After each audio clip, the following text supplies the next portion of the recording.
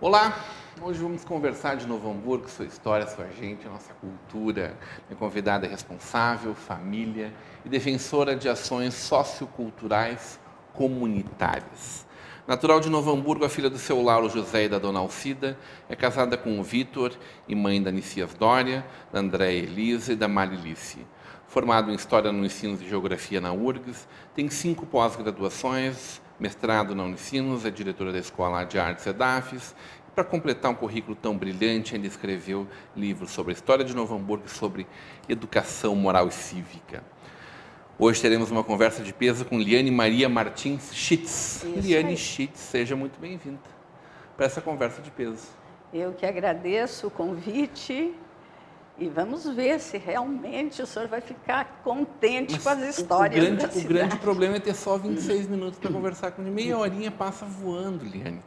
E nós temos muita história para contar, não só tuas, mas lá do teu pai e de tudo que tu estudou da nossa realidade, da nossa vida, da nossa formação, do nosso povo, da nossa cidade, da nossa cultura, né? Filha de Novo Hamburgo. Sou nascida aqui e adoro Novo Hamburgo, não vou deixar Novo Hamburgo, vou morrer aqui. Sempre gostei muito, sempre a cidade me satisfazia plenamente. Eu, como professora, nas diversas escolas de Novo Hamburgo, eu só tive gratificações. Como estávamos conversando há pouco, eu só tenho até agora 2 decepções. Tu vai contar essas decepções ali na frente, tá? Uma delas está se concretizando, está deixando de ser uma decepção agora em seguida. Está deixando. Vamos guardar ela ali para frente. E eu quero saber quem foi lá o seu Lauro José. Ele era engenheiro agrimensor e praticamente retalhou o solo de Novo Hamburgo. Ele dividiu, fazia os loteamentos e era convidado até para fazer, digamos assim, as divisórias de grandes fazendas do estado. E, enfim, ele era muito procurado. Eu tinha um irmão que ele convidou para trabalhar com ele e os dois viveram uma vida inteira assim, dentro da área da agrimensura. E era um homem de posições fortes também, não é? Muito forte. Ele chegou a uma classificação de tenente na Revolução de 30 por uma organização de São Leopoldo, do Teodomiro Porto da Fonseca. E ele sempre foi um lutador pela causa pública. Ele não era um político de querer ocupar posições políticas, mas ele era um eminentemente político. Um ser político. E um outro lado que ele tinha, de extrema admiração assim, de todos nós, seus filhos, era uma generosidade fantástica. Na nossa casa tinha que ter, lá na lavanderia, onde estava a garagem e tal, uma mesa posta diariamente para todos os pobres que passavam na frente do escritório. Eles eram chamados para fazer a refeição aqui. Estou lhe citando só porque isso era uma coisa assim que nos impressionava. Nós, como filhos, assim, de ver este gesto tão carinhoso e respeitoso que meu pai fazia com os pobres. Tanto é que quando ele morreu, no velório dele, as pessoas diziam assim: morreu meu Santo Antônio, morreu meu São José, sabe? Porque ele era realmente um homem extremamente generoso, muito disciplinado, nos criou a todos com uma disciplina bem rígida, junto com a minha mãe. O que a mãe dizia era lei. Então, nós temos um bom exemplo. Por isso que eu estou escrevendo a vida dele. Vai virar livro, é? Vai passar, porque tem uns paradigmas que ele falava para nós, filhos, e com os amigos e tal. muito interessantes, como aquele um que eu lhe contei. Homem que se preza de uma mulher só, por exemplo. E meus irmãos, nós éramos 5 irmãos e 3 mulheres, eles tinham que ser atenciosos conosco, assim, impressionante, era uma exigência. Um cavalheiro, né? Um cavalheiro. E no inverno frio, assim, ele pedia para ligar o ferro. A nossa mãe sempre tinha uma empregada, assim, ligar o ferro, e ele ia passar as nossas camas para nós entrarmos nas caminhas quentinhas. Então, são doces lembranças, né, que a gente guarda como filhos, e a admiração. Todos os meus irmãos, todos têm, assim, doces lembranças do nosso pai e da nossa mãe, como família. Nós éramos uma família muito forte, né? Até hoje, nós nos reunimos uma vez por ano, todos, já somos em torno de 90 pessoas hoje, entre netos, bisnetos e tal. Fizemos uma festa em conjunto na época natalina. A nossa já está marcada para o dia 20 de dezembro, reunião com todo mundo. Quem não conhece, quem não viu esse livro, Os Bairros de Novo Hamburgo, Liane Martins Schitz. Pode pegar aqui, Vanderlei? Acho que pega bem aqui, né? Eu me lembro desse livro, de folhear ele várias vezes, de ter uma série de referências. Esse livro está fazendo 15 anos já, né? É. Essa é a primeira tiragem dele? É. Aí os agradecimentos, apoios aos Lions, a várias entidades da nossa cidade que ajudaram a editar, que ajudaram a fazer com que ele fosse uma verdade, né? E aí trazes informações que recuperam um pouco da história da nossa cidade. Como é que foi para ti construir esse livro aí? Foi bem complicado. Ele foi escrito quando? Que momento? Ele foi escrito logo depois que eu fiz mestrado, que eu cursei o mestrado. E foi, assim, bem complicado, porque eu não tinha informações muito grandes sobre cada bairro.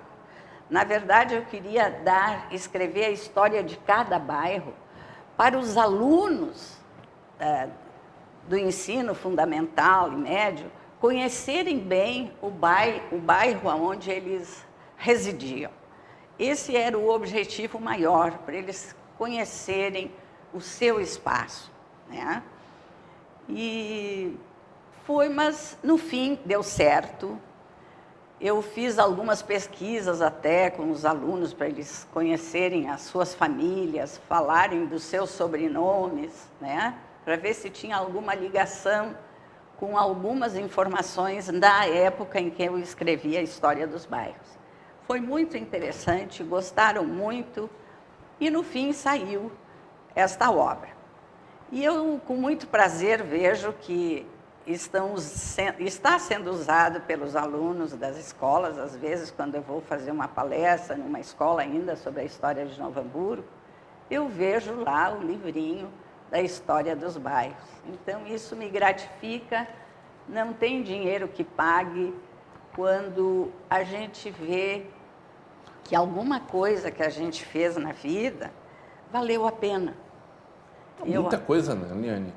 Mas eu fico pensando exatamente, assim, praticamente daqui a 50 anos alguém vai abrir esse livro e vai ler lá que o bairro ideal, o bairro onde está aqui a nossa Vale TV, né, recebeu o nome de ideal pelas belezas e condições físico-geográficas naturais. Segundo os moradores, ideal para se viver. É isso aí. O bairro era chamado de Vila Jäger. Eram as terras da propriedade de Oswaldo Paulo Kopschina, que lá residia, né? Juntamente com as famílias de Carlos Germano Birkli e Humo Cássio, foram os primeiros moradores local. E assim tu conta a história de cada um dos bairros da nossa cidade. Eu imagino que tem coisas que estão, evidentemente, no ideário da nossa cidade ainda, né? Mas algumas pessoas, por exemplo, já não sabem a história do bairro Guarani, da África, né? Lá existiam os negros, tinham o seu reduto ali. Os negros que moram no Novo Hamburgo antes. Que moravam antes dos alemães. Maravilha. Cada um dos bairros contado aqui. Agora, esse bairro esse livro aqui, especialmente, Novo Hamburgo, Sua História e Sua Gente, ele é de um grande rigor geográfico, certo? Não Sim. só histórico, mas também tu busca as qualidades geográficas dele. Além de contar a história da nossa cidade, da nossa região, ele recupera também uma série de características do momento geográfico, né? O livro é de 89, esse primeiro. A primeira edição foi de 78. A primeira edição de 78. 78. Então, Aí esta foi revista. revista. Olha só. 10 anos depois, a gente fez uma reorganização. 76 teve uma orelha aqui, né? Da Helga Piccolo. Sim, ela fez uma introdução. A Helga Piccolo era uma grande professora de História da Unicinos. E ela é minha confreira ainda no Instituto Histórico Visconde de São Leopoldo, qual eu faço parte desde a fundação, há 30 anos. Né? Eu estou nesse Instituto Histórico. Depois vamos falar um pouquinho de patrimônio histórico também, dessa luta que tu trava há muito tempo aqui na nossa região. Alguns dados me chamaram especialmente a atenção aqui, como, por exemplo, os pioneiros na indústria de Novo Hamburgo. Eu não me lembrava dessa história, eu nunca tinha tido conhecimento, mas, por exemplo, Nicolau Becker se instalou em Novo Hamburgo em 1797. Antes da data oficial da imigração. 30 anos antes da imigração, quase 30 anos. A imigração foi em 1824, né? Então, ele já veio 20 e tantos anos antes. Ele era um alemão bem-sucedido na Alemanha, né? E ele veio para cá pelas ameaças já que estava sendo feito por Napoleão Bonaparte na Europa, invadindo, né? E ele se instalou aqui em Novo Hamburgo. E muito curiosa isso nem está muito registrado em muitos lugares. Ele foi, digamos, o que iniciou o trabalho com o couro em Novo Hamburgo, pelo fato de ele encontrar lá em Estância Velha, aonde aquela região ali era os jesuítas, tinham uns espaços geográficos ali, e ele via o couro dos animais espalhados, e ele dizia assim, mas isso não pode ser desperdiçado. E ele tinha ouvido falar que a Argentina estava curtindo o couro com cal. Ele foi conhecer como é que se processava. E ele viu que era processado, faziam buracos no solo, e aí botavam o cal e o couro, e ficavam um determinado tempo. E ele foi fazendo as experiências. E as primeiras utilizações dele foi em torno de fazer cintos, tamancos, né, e depois, mais adiante, ele foi fazendo a sela dos animais, e assim ele foi trabalhando o couro, né? Até que isso, então, foi num processo civilizatório, vamos dizer assim, chegamos ao que hoje somos, e já fomos mais do que somos hoje, né? Mas Novo Hamburgo precursor são da um nossa grande indústria. precursor da nossa história de sermos a capital nacional do calçado. Na sequência, Matias Franzen, uma sapataria em 1832, Augusto Jung com comércio de chinelos em 1842, evidentemente, Guilherme Ludwig, um curtume em 1898, quer dizer, 100 anos depois do primeiro curtume, né? Mas aí com muita tecnologia para aquela época já, né? Arthur Haas, a fábrica de carteiras, malas e artigos de viagem, em 1892. Jung e Companhia, primeira fábrica de fósforos. Ernest Kerber, primeiro fabricante de máquinas agrícolas. Júlio Kuntz, primeiro fabricante de formas para calçados. Está aí essa empresa fantástica. Pedro Adams Filho, pioneiro da indústria calçadista. Primeiro a pensar em racionalizar a produção de calçados, adotando métodos modernos e mais produtivos. Paulo Tripsis introduziu a fabricação de sandálias. Pedro Alans estabeleceu a primeira fábrica de molduras do Estado. João Edmundo Bon, pioneiro da fabricação de órgãos no Estado. Inácio Cristiano Planck iniciou em 1940 a indústria de eletroaços Planck, pioneira no gênero no Rio Grande do Sul. E aí tu começa a contar a história de fábrica de carreta, artigos de montaria, selins e arreios, vagonetes com trilhos, máquinas de fundição de ferro e corte, instrumentos de música, né? Tivemos luthiers aqui, por exemplo, né?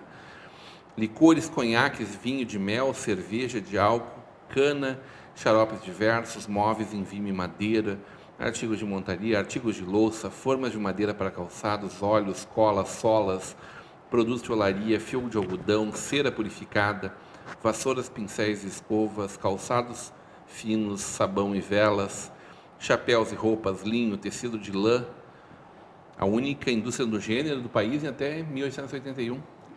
Tecidos, estamparia e pintura, banha de porco, farinha de milho, arroz, açúcar. A gente já teve uma indústria bem mais diversificada que a gente tem hoje. Diversificada, bem mais do que temos hoje. Mas isso demonstra realmente um processo evolutivo de todas as comunidades. Esse processo é mais progressista, são mais lutadores. Outros, em outras regiões, tudo é mais manso, mais devagar. Mas aqui é que Novo Hamburgo se destacou. Por exemplo, Novo Hamburgo, nos seus 85 anos de emancipação política, foi a cidade que mais cresceu no Brasil. Não é no Estado. A que mais cresceu. Nos primeiros 85 anos. Nesse nosso tempo de emancipação política. Então, veja bem, para chegar a uma emancipação política, teve que ter uma caminhada, um processo civilizatório intenso e progressista para chegar com essa... E aí depois tivemos, nos anos 1900 em diante, vassoura, tela de arame, tinta de verniz está aí até hoje, né? Joias, esquadrias, escovas, brinquedos, bebidas, né? Os melhores guaranás que a gente já tomou aí, azulejo, caramelo, chapéu, carroceria, né? Tivemos uma importante indústria também. De carrocerias e por aí vai, uma grande lista aqui. Uma grande caminhada, né? Vamos fazer um breve intervalo e vamos voltar para falar da história, mas do patrimônio histórico da nossa cidade que está aí. Isso a gente ainda pode fazer bastante por ele. A gente vai para um breve intervalo e volto com Liane Schitz já já.